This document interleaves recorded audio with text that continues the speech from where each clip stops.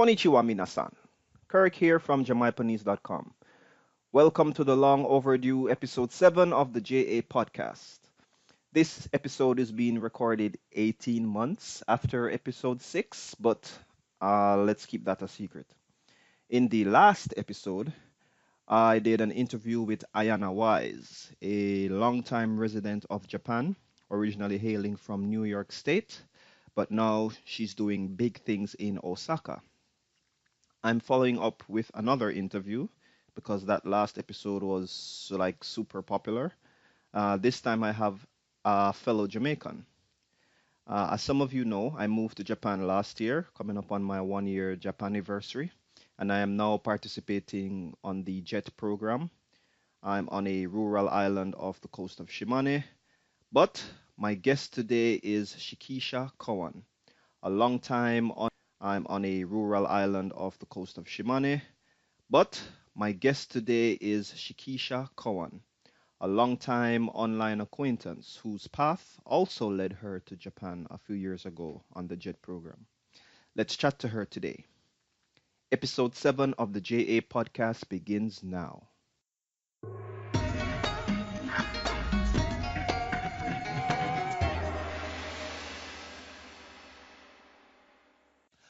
Welcome, Shikisha. Thank you for joining me today on the JA podcast. How are you? I am good. It's a little bit warm for where I live, but it's a good day. I've been not progressive at all today. Neither have I. I may have napped for 3 or 4 hours, but yeah. Oh, man. So let's begin. Who is Shikisha Cowan? Tell us about yourself. Original philosopher, a lover of life, and that's the most nutshell version of me. But as it's as it really exists, I am a marketer on sabbatical, living as an expat in Japan. I teach little and medium-sized children during days. But in my life outside of Japan, I am most notably the developer of events. My largest event is actually happening this weekend, Fun in the Sun. And I am also a part of AdMark Jamaica, which is, of course, the top marketing firm in the island. And I do that with a focus I find most important are that I am a friend, I am a daughter, a sister, an aunt, an encourager, a giver, a Jamaican, a lover of life, and a servant of Christ. Nice. Excellent intro. So what circumstances led you to now residing in Japan, and what is your job here? Okay, my job here is that I am a JET, ALT. ALT is Assistant Language Teacher, for those who don't know. It means that in junior high school, I pretend to assist the teacher. And in elementary school, the teachers pretend that I am a teacher. So Nice. I pretty much get to teachers pretend that I am a teacher. So Nice. I pretty much get to introduce English language to students of all ages. And within all of that, I hopefully also introduce them to non-Japanese people. So that's what I do here.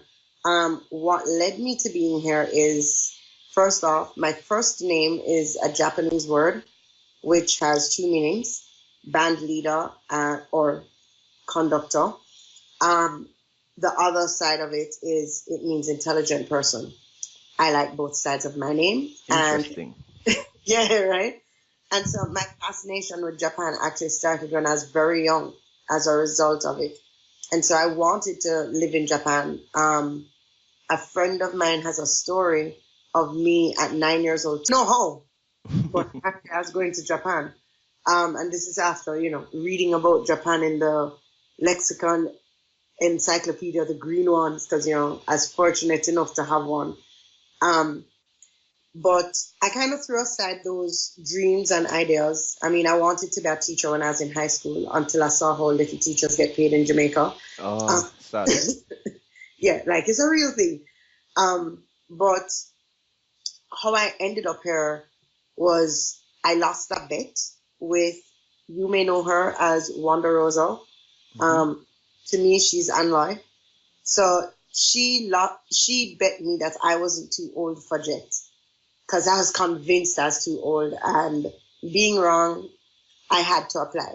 I applied, and there was a part of me that wasn't sure if I was going to accept. I mean, it was a nice idea, Hmm. but I was in the middle of my career, da da da da, you know, and the social climate in Jamaica got to a point where I needed a result. I mean, I had a lot of what one would call microaggressions towards me as a result of many assumptions. The assumption that I'm super uptown, the assumption that I'm super privileged, um, and just this assumption that because of my complexion, I couldn't possibly be Jamaican, which I won't lie, I also faced in the interview, but we won't go into that.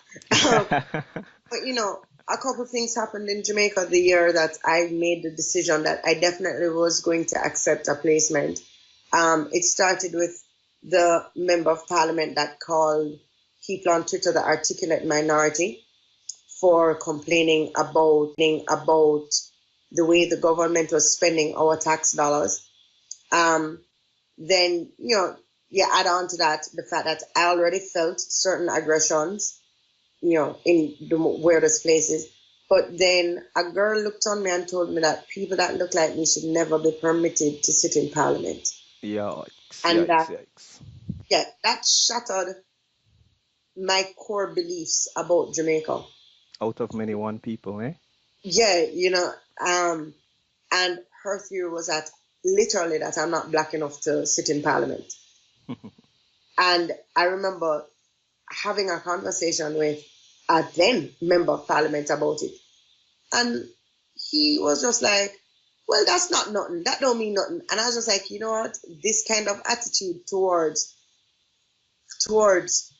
the mixing of Jamaica and who we are as a people, as like, I need a breeze out because I'm not going to get angry about being Jamaican. If I love nothing else about me, I love the fact that I am Jamaican. I think it is the greatest privilege on the planet to be Amen, born sister. in Jamaica. Like, it's the best place. Mm. I don't care. We have problems, but Jamaica is Jamaica, and it's more than we look about with follow. But yeah, Interesting.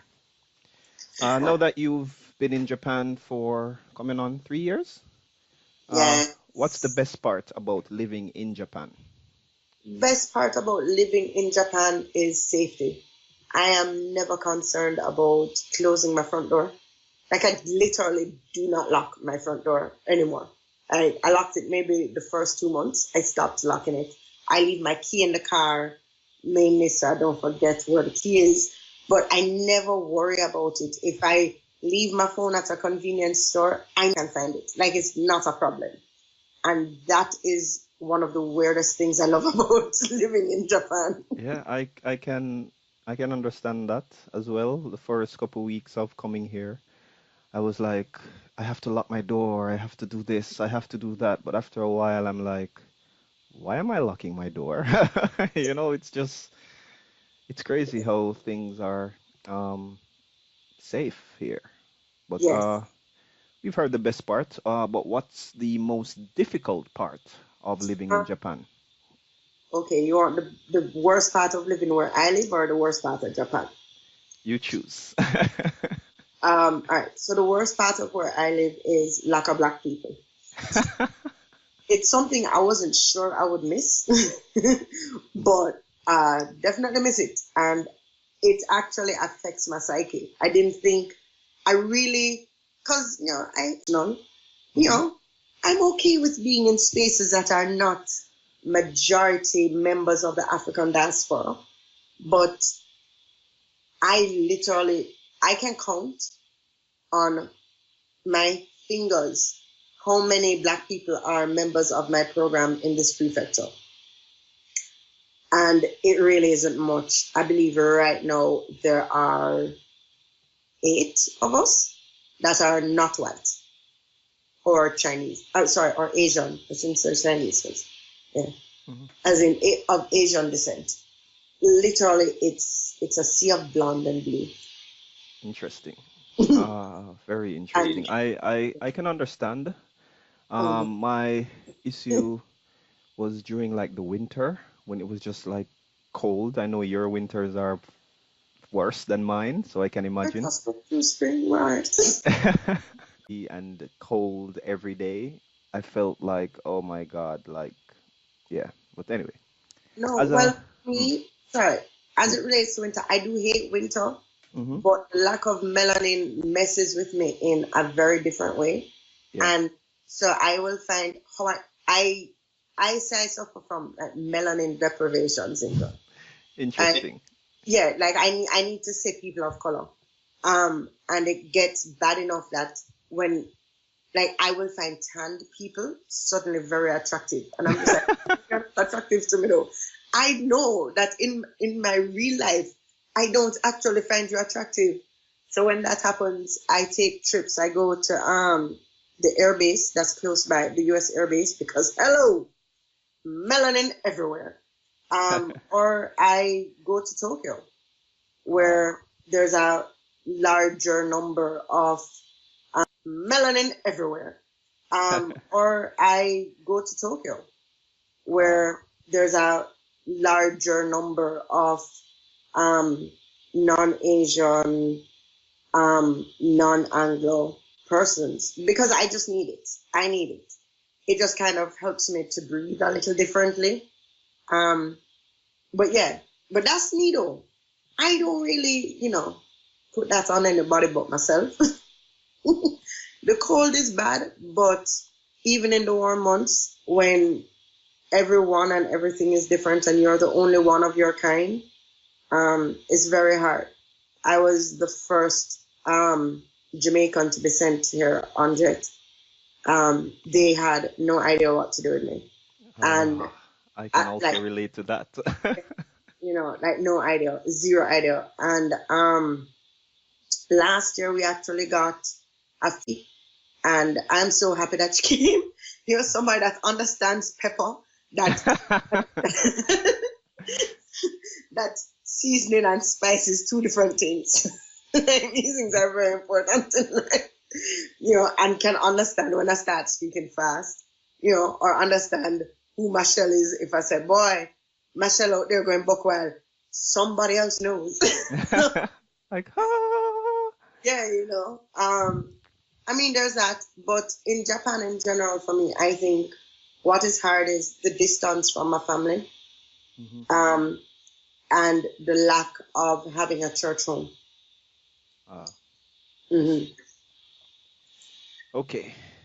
Mentioned stuff about being Jamaican. So, as a Yes. Jamaican, what are some of the stereotypes you've had to deal with while living in Japan?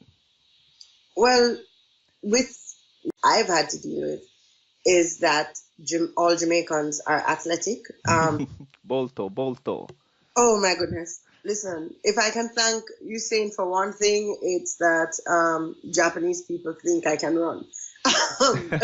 By nature of being Jamaican. Um, and man, it's so sad because I'm the most unathletic person. But from non-Japanese persons that are here, the biggest stereotype I've had to deal with is um that I have a very strong, solid relationship with marijuana, um, which is not a part of my life um, at all. But it's very interesting those stereotypes. They wanted me to run in my town sports fest. you clearly want to lose. You do not know how slow I go. you know. Um, but yeah, that's interesting. And one thing I is not a stereotype, but one thing I've had the opportunity to share about a lot is Rastafarianism. Because I'm raised in a Rastafarian home, and so I don't eat pork. And Ah, then it throws them off because, oh, why don't you eat Kyushoku? Because I don't eat pork. and Why can't pork you is eat in this? everything here. Everything? I don't understand why is it in vegetables. Yep. Someone could just explain to me the purpose of the raw ham on top of the salad. I would really appreciate it. Yeah. I love it though. I mean, they're very understanding, and they've not tried to force me to eat it. Um, I've not tried to force me to eat it. Um, I've seen where they've gone out of their way to just make sure that there's something available at an NKI for me to eat. And I appreciate that. I really do. But Awesome. yeah. Yeah, the pork thing is like I didn't eat pork for a very long time. Personally, Mhm. no religious or any reason whatsoever. I just like, okay, I'm trying to cut out meat, and I didn't eat pork for maybe 15 years.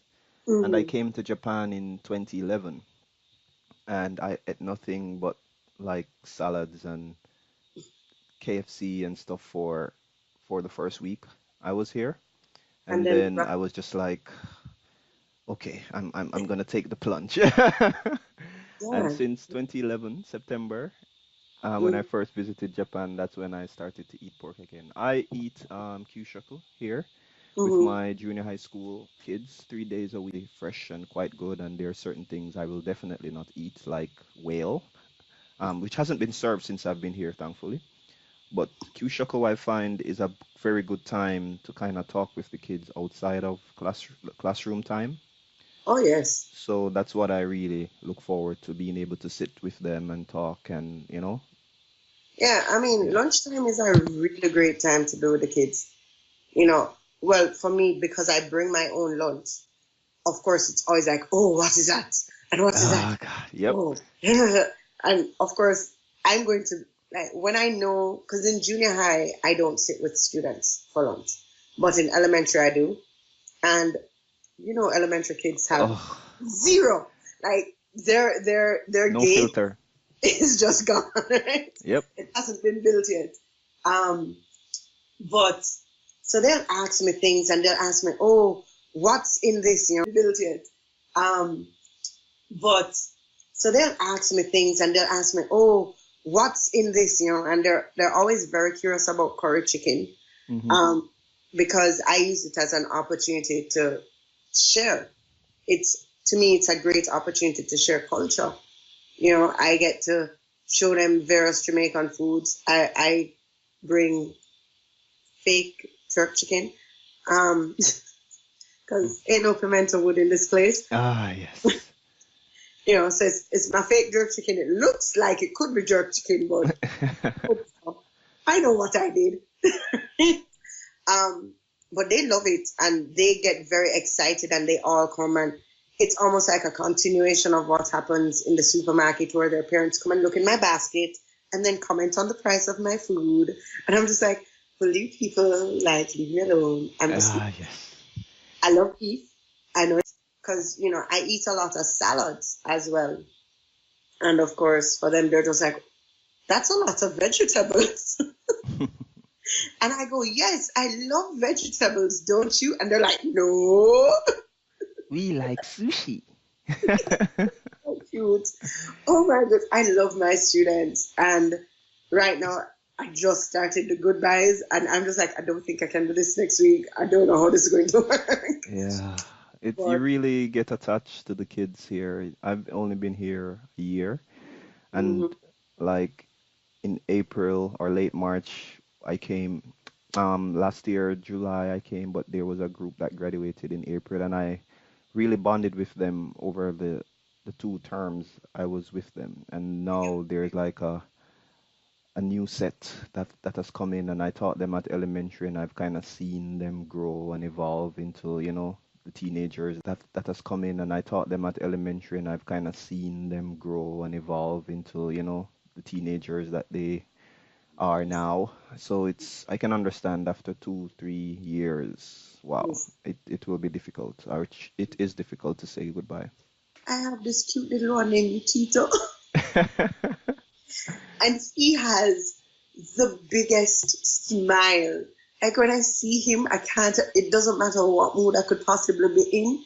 I see him and like my entire being just lights up. He is such an amazing, like he's just happy and he runs and he hugs you and I'm just like, okay. Yep, yep. He's so awesome. Touching is a big thing in Japan. Also, just like communicating properly. But yeah, we could make an entire new episode on that. Oh But yes, that probably should be an episode. yeah, what is the most important lesson living? Is that communication doesn't need a shared language. Interesting. Yep.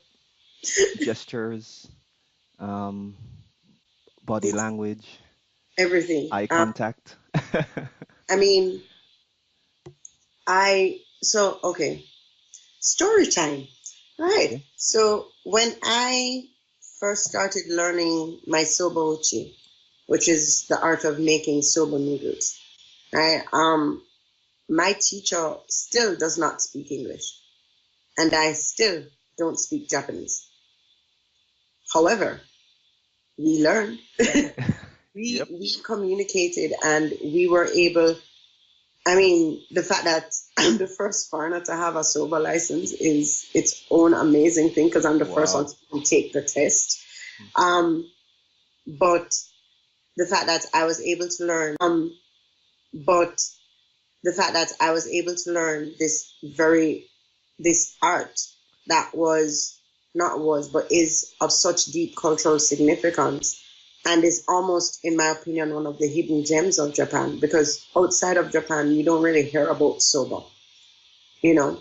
Um, but the fact that I was able to learn from someone who does not speak my language, of whose language I don't speak, and I was able to understand the meditative properties of it and the cultural significance of how it's made. You know, that showed me that we don't have to share a language to communicate. You know, as long as we are both open to communicating, as opposed to wanting to hear the sound of our own voices. Interesting. Mm-hmm. Interesting page on of that sober license. I saw you posting pictures on Instagram and Mm-hmm. Facebook, all dolled up, ready to do your test and stuff. Oh, Congrats. I was stressed, but thank you.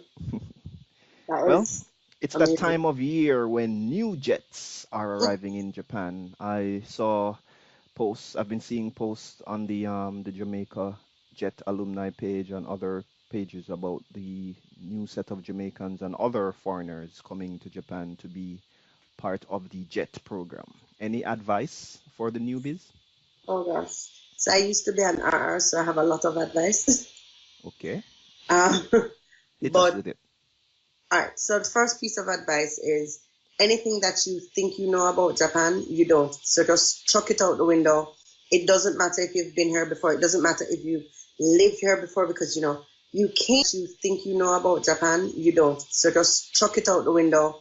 It doesn't matter if you've been here before. It doesn't matter if you've lived here before because you came here on a you lived in Japan for 3 months as college exchange. You don't know anything. You are a visitor and Japan treated you as a visitor. You are now an employee, life gonna be different. That's the first and most important thing. You know, of course, as Jamaicans, we say, "See me and come live with me" are two different things. Oh, That's patwa. I haven't heard proper patwa like that in a long time. But anyway, continue. no, Gomenasai. that's literally Japan. Japan, the simi part is, yeah, of course, you can come and visit. Visit Japan. It will make you think it's the most wonderful, easygoing place. Everyone will accommodate you. Okay, however, when you live here, we expect you to figure it out. And, so that can be a little bit of a shock. So that's the first thing. Just throw it out the window. Gratitude. Um, you have to look on it as a learning opportunity. You're going to learn new things in Japan. Um, and as long as you're not resistant to learning, as long as you humble yourself, you will, first off, be received a lot more graciously. But secondly, you will definitely get more out of your time here. You know, a lot of jets, especially in the first year, get very frustrated with, I don't have anything to do. That's all right. If you, that first year, you are just like a first year teacher. The only difference is you don't have to wear a three-piece suit every single day. A lot of people are coming here that don't have jobs otherwise. You know, I'm fortunate. I am literally on sabbatical. um, you know, I will return to the job that I'm coming from. But be grateful. Be grateful for every courtesy extended to you. Be grateful for every. I will return to the job that I'm coming from. But be grateful. Be grateful for every courtesy extended to you. Be grateful for every time someone wants to teach you something. And there are things that will be frustrating, but don't worry about it. Just be grateful, and you will find something great about every single day here. Japan is a great place to be. It's a great place to learn. It's a great place to grow. Look for the opportunities for that. Wow, that's some excellent advice. I'm coming up on my 1 year here, and I can definitely relate and also still learn from that advice. Like where I live, like 90% of what is said online about the JET program and living in Japan just like doesn't apply to me. And many of the foreigners who I've interacted with here who are also on the JET program, much of their problem is who are just coming on the JET program or planning to come on the JET program. That's excellent advice. Yeah.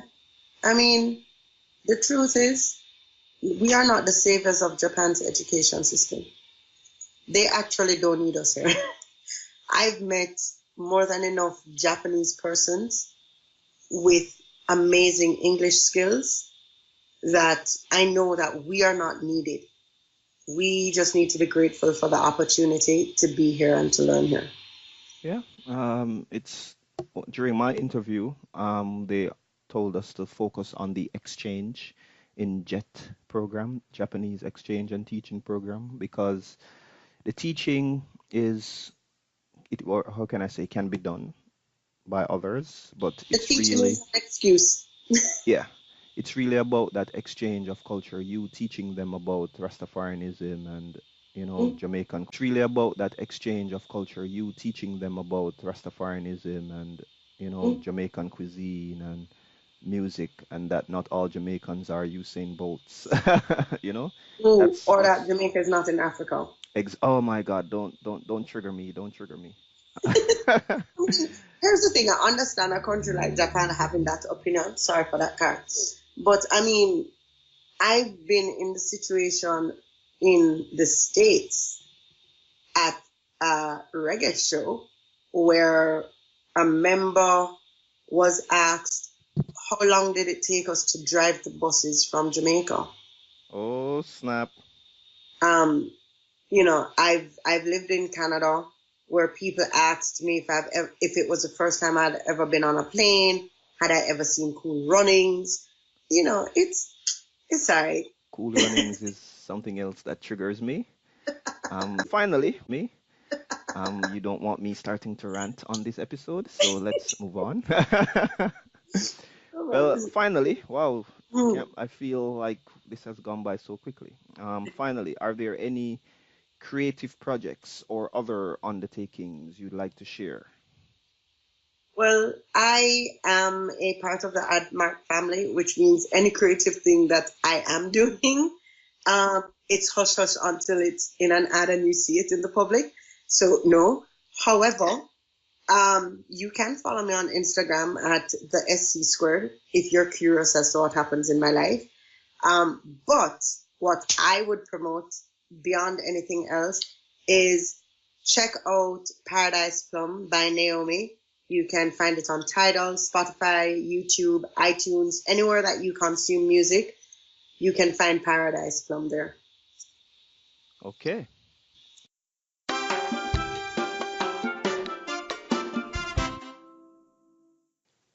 Thank you for listening to episode 7 of the JA podcast. Thank you, Shikisha, for being such an awesome guest. And I want to wish you all the best as you return to Jamaica. I will continue to keep in touch with you online. All the links related to this episode will be in the show notes at jamaipanese.com, such as Shikisha's Instagram page, so you can stalk her too. Feel free to leave your comments on this episode by tweeting me at Jamaipanese on Twitter, leaving a comment on my Facebook page, or sending me a message via contact at jamaipanese.com. I'm your host, Kirk from jamaipanese.com, signing out. Thank you for listening.